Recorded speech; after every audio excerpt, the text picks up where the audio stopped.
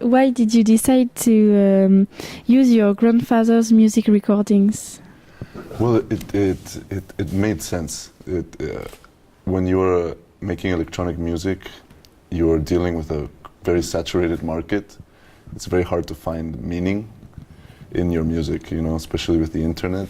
You hear techno, you're like, I'm gonna make a song like that, and then you copy the song, and there's a certain kind of like lack of meaning, lack of purpose in a sense. Too many of us, a saturated market. So when you find something like this, it's a gift from the gods. If I didn't use them, I would be an idiot. Okay. How do you define your music? Do you identify yourself with a musical genre? I don't identify with a musical genre. I like the genres that I most relate to are ambient, experimental, electronic music. That's where I most go. But then when you combine with San Juanito or bombas or all this Ecuadorian music, you're dealing outside of genres, so I blend them. So for example, I have a genre that I invented, which is acid Juanito. So I like being in between things.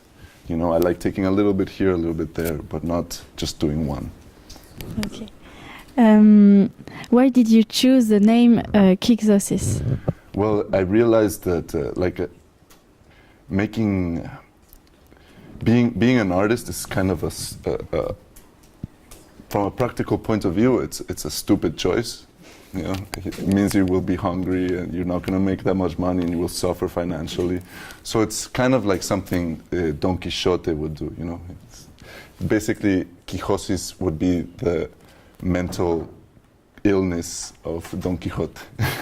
And I feel like you really have to be a fool, a Quixote, to really jump into this profession.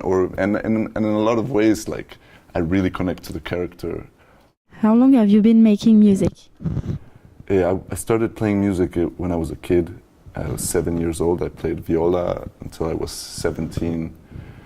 I had a good ear, but I was not a fan of rules, so the orchestra wasn't necessarily a place for me. Then after I left, 3 years later, I left music for about 2 years, and then it just came back to me in a different way. Not structured, just free, and I felt like I could really create. Would you like to experience another musical genre? Experience another musical genre? Yes, I can think of a lot of African folk forms that I really want to see live. There's a specific one. The Maasai have these very weird giant trumpets, and they make this really strange form of trance that's dissonant and incredible and just repetitive, and it's kind of the birthplace of electronic trance music, you know, in a way. But this particular type, I've heard it, I've never seen it, I have no idea how it's made, how it would look.